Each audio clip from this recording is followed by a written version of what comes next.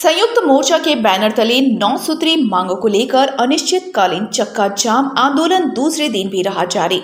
संयुक्त मोर्चा के आह्वान पर 9 सूत्री मांगों को लेकर दामोदर घाटी निगम के खिलाफ किए जा रहे चक्का जाम आंदोलन आज दूसरे दिन भी रहा जारी।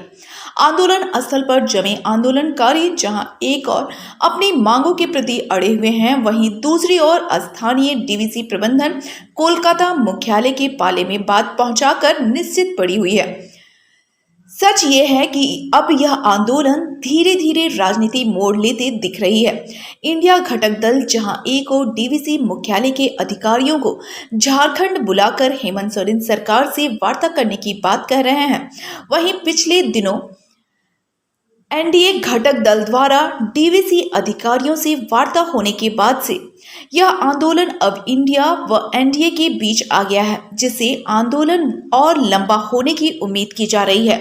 बोकारो से जुड़े हर खबर के लिए बने रहें बोकारो रिपोर्ट्स के साथ। आज आप लोगों के गेट जाम का ये दूसरा दिन जी, क्या लग रहा है, आंदोलन में वार्ता होगी या लड़ाई आगे चलेगी? पहले तो आप इस आंदोलन में हम लोग के बीच में आए, इसके लिए हम सभी जितने भी यहाँ संयुक्त मोर्चा के साथी हैं उसके तरफ से आपका हम आभार व्यक्त करते हैं। आंदोलन का दूसरा दिन है और निश्चित रूप से हम लोग डटे हुए हैं। कल मेंबर सेक्रेटरी की माननीय विधायक जी से वार्ता हुई थी, परंतु वार्ता असफल रही।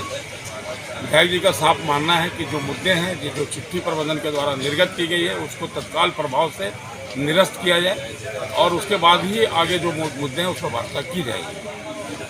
कल विधायक जी ने इस भी बात की घोषणा की है कि जो भी वार्ता हो वो माननीय मुख्यमंत्री जी की अध्यक्षता में हो, ताकि झारखंड के सवालों पे जो आंदोलन खड़े किए गए हैं उनकी अस्मिता की रक्षा की जा सके।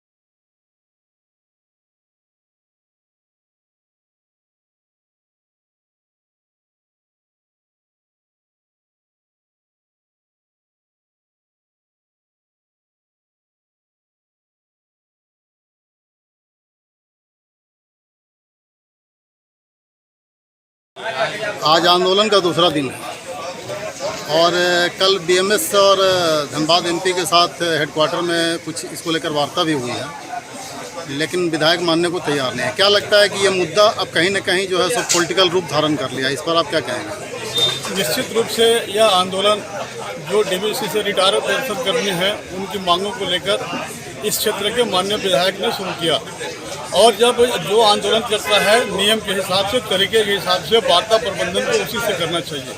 लेकिन जो सूचना मिली है कि कल मुख्यालय प्रबंधन ने धनबाद के एमपी के साथ इस विषय पर वार्ता करके मामले का लिपापोती करना चाहती है। संयुक्त मोर्चा संघर्ष समिति के बैनर तले पिछले 3 तारीख से जो आंदोलन बोकारो थर्मल और चंद्रपुरा में हो रहा है, यह एक न्याय की लड़ाई है और जो पेंशन कर्मी है उनका शोषण हो रहा है, उसी के रूप में यह आंदोलन है।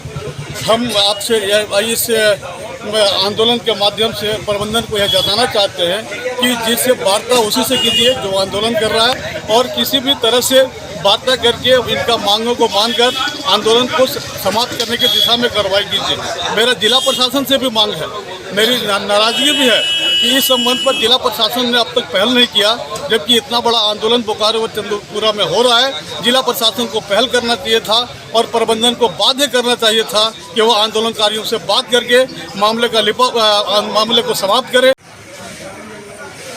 जानकारी मिली है कि कुछ पेंशनर को परेशान करने का भी आरोप लग रहा है मैनेजमेंट के द्वारा, इस पर आप कुछ कहेंगे क्या?